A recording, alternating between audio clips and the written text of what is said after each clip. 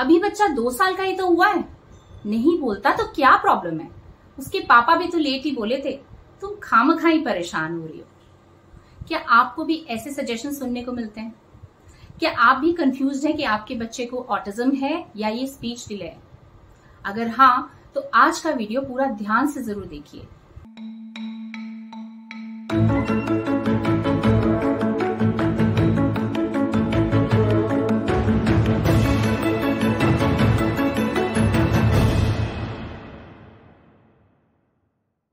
Hi, welcome back to Saiyam.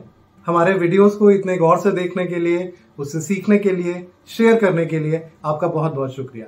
And we really hope कि हम जो भी इंफॉर्मेशन आपको दे रहे हैं उससे आपकी जिंदगी में, आपके बच्चे की जिंदगी में कहीं ना कहीं कुछ फर्क जरूर पड़ रहा होगा। एक चीज आपने और करनी है, वो ये कि नीचे सब्सक्रिप्शन का बटन है, अगर आपने उसे अभी तक प्रेस नहीं किया है तो उसे अभी प्रेस कीजिए और साथ में बेल आइकन भी दबाइए सो दैट कोई भी वीडियो आप मिस ना करें। बहुत से पेरेंट्स हमसे पूछते हैं कि बच्चा 1.5 साल 2 साल का हो गया है, क्या उसे ऑटिज्म है या वो स्पीच डिले है। तो इस बात पे क्लैरिटी देने के लिए आज का वीडियो हम बना रहे हैं, जिसमें कुछ ऐसी इंडिकेशंस या कुछ ऐसे सिम्टम्स के बारे में बात करेंगे जिससे आपको क्लियर हो जाएगा कि बच्चे ऑटिज्म से डील कर रहा है या फिर उसे स्पीच डिले है। एक चीज जरूर ध्यान में रखिएगा कि अगर बच्चा 1.5-2 साल तक नहीं बोल रहा है तो एक कंसर्न का पॉइंट तो है, लेकिन ये जरूरी नहीं है कि वो ऑटिज्म हो। स्पीच ना आने के उसके अलावा बहुत से और रीजंस भी हो सकते हैं। तो आइए इन सिम्टम्स और इंडिकेशंस के बारे में डिटेल में बात करते हैं। हमें से ज्यादातर लोग ये गलती करते हैं कि हम स्पीच के ऊपर बहुत ज्यादा कंसर्न देते हैं। Whereas I would like to draw your attention to कि स्पीच जो है वो लैंग्वेज का एक एस्पेक्ट है। तो लैंग्वेज में, कम्युनिकेशन में 2 एस्पेक्ट्स होते हैं। एक है वर्बल कम्युनिकेशन जिसमें बच्चा बोल के बताता है, और एक है नॉन वर्बल कम्युनिकेशन जिसमें बोलता नहीं है लेकिन और भी बहुत सारे तरीकों से बच्चा हमसे कम्युनिकेट करने की कोशिश करता है। तो आइए पहले समझते हैं कि लैंग्वेज के या स्पीच के या कम्युनिकेशन के माइलस्टोन्स क्या होते हैं। आइए जानते हैं स्टेप वाइज आप कैसे डिफरेंशिएट कर सकते हैं कि ये स्पीच डिले है या ऑटिज्म। अक्सर 5 से 7 महीने की एज के बीच में बच्चे बैबलिंग करने लगते हैं, लेकिन स्पीच डिले और ऑटिज्म के मोस्टली केसेस में ये मिसिंग होता है। लेकिन अगर सिर्फ स्पीच डिले है तो बच्चा आपको 5 से 7 महीने के बीच में आई कांटेक्ट देने लगेगा, आपको देखकर स्माइल करने लगेगा और इमोशंस शो करने लगेगा, जो ऑटिज्म के केस में कभी कभी नहीं अवेलेबल होता। जब बच्चा 8 से 10 महीने का होता है उस समय अगर वो बैठा है और आप उसके आसपास से निकल के जा रहे हैं तो वो अपने हाथ उठा के आपको प्रॉम्प्ट करता है कि आप उसे गोदी में ले लें, उसे प्यार करें। या फिर आप अगर उसे छोड़ के कहीं जा रहे हैं तो वो रोना शुरू करेगा। इस तरीके से अपने अफेक्शन, अपने इमोशंस को वो एक्सप्रेस करना शुरू करता है।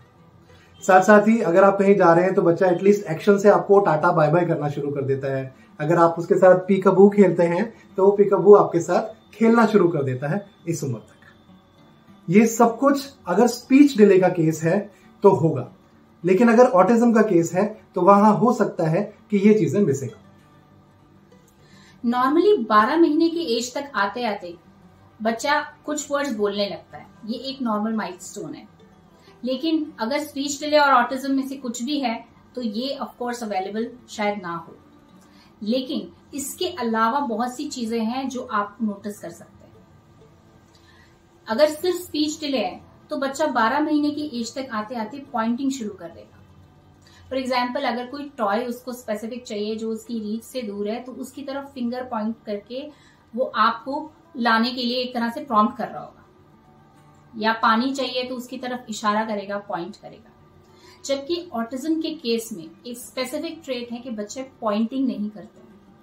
बच्चे रोएंगे उस चीज को देखकर, हो सकता है आपको वहां खींच के ले जाएं और आपका हाथ उस ऑब्जेक्ट की तरफ पॉइंट आउट करें, लेकिन अपनी फिंगर से पॉइंट करना ये बहुत मुश्किल होगा ऑटिज्म के केस में। दूसरी चीज है कि 12 महीने की एज तक आते आते बच्चा अपने नाम पर बहुत अच्छे से रिस्पॉन्ड करता है। स्पीच डिले के केस में आपको ये अक्सर मिलेगा। हो सकता है बच्चा अपने गेम में इन्वॉल्व हो तो 10 on 10 टाइम्स तो नहीं रिस्पॉन्ड करेगा, बट जरूर 6 to 7 टाइम्स अपने नाम पर रिस्पॉन्ड करेगा, आपको स्माइल देगा।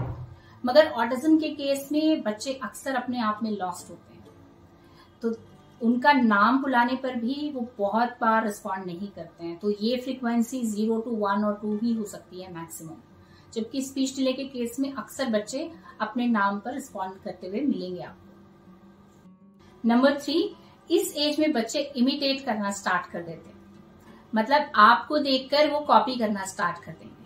आप जैसे उनके साथ करेंगे वैसे ही रिस्पॉन्ड करेंगे। आप अगर उनका चीक स्क्रैच करेंगे तो शायद आपका चीक स्क्रैच करें, आप अगर ऐसे करेंगे तो शायद वो आपके साथ ऐसे करें।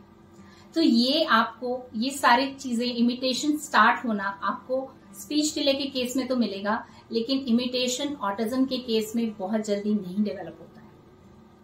अप्रोक्सीमेटली 18 महीने की उम्र तक बच्चे के पास 20 से 30 कम से कम इतने शब्दों की वोकैबुलरी आ जाती है, जिसमें अपने क्लोज वंस के टाइटल्स जैसे पापा, मम्मा, दादा, दादी, ये सारी चीजें, वर्ब्स और एडजेक्टिव्स जैसे दे दो, ले लो, ऊपर, नीचे, और भी बहुत से ऐसे शब्द बच्चा बोलना शुरू कर देता है।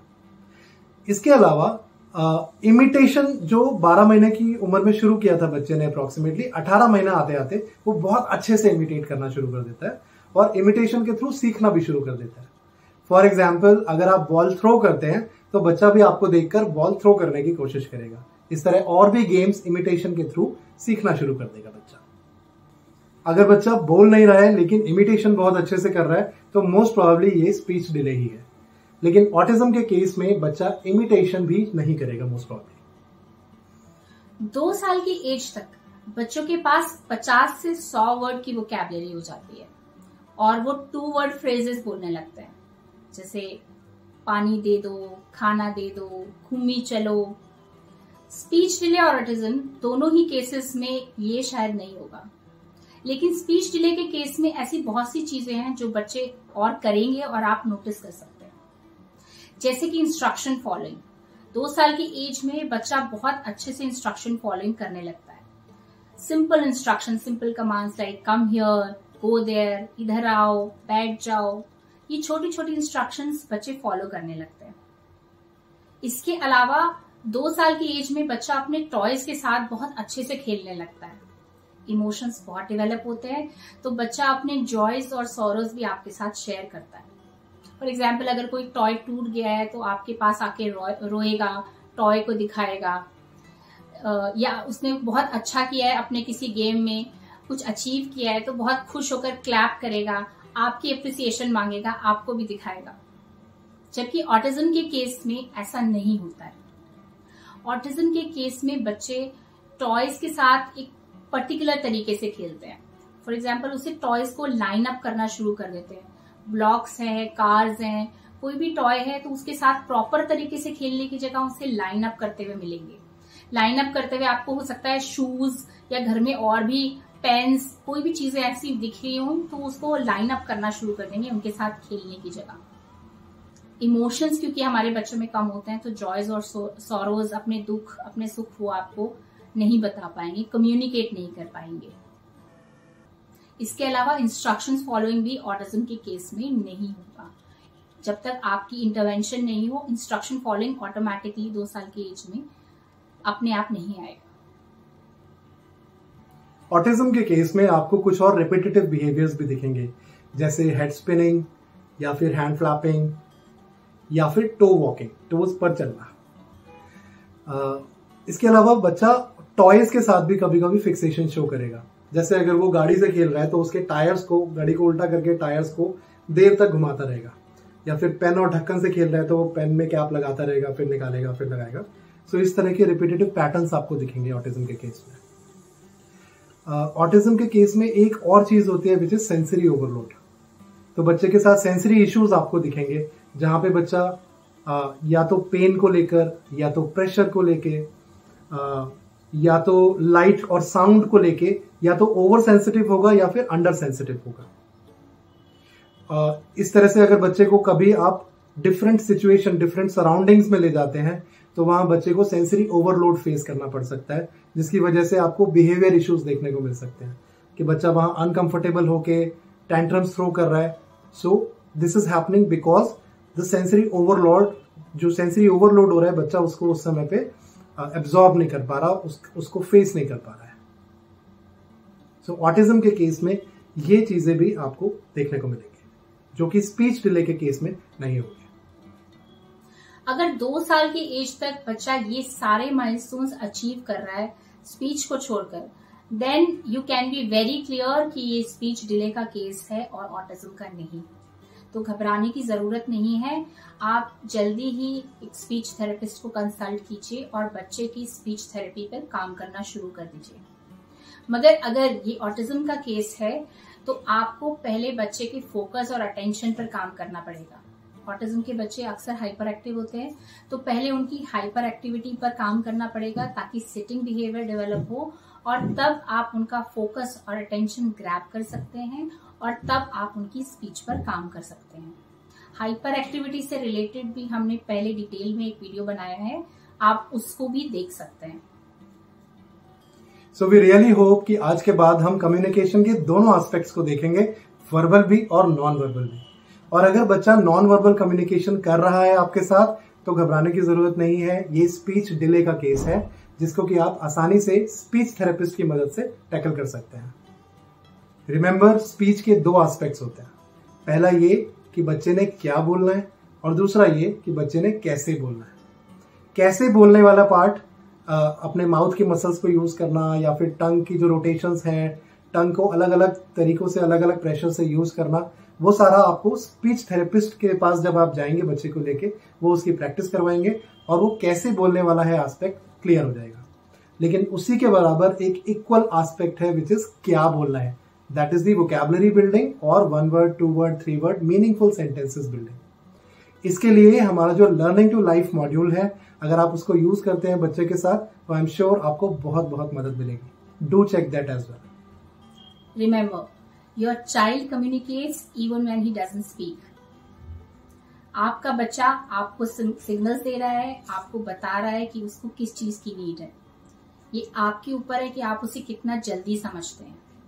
And remember, early diagnose and intervention is the key to success. जितना जल्दी आप समझेंगे उतना जल्दी ही आप काम कर सकते हैं और उतना जल्दी ही आपको रिजल्ट्स मिल सकते हैं। तो अपने बच्चे का साथ मत छोड़िए, अपने बच्चे का हाथ मत छोड़िए, क्योंकि जो आप अपने बच्चे के लिए कर सकते हैं वो और कोई नहीं कर सकता। See you very soon in our next video. Till then, take care. God bless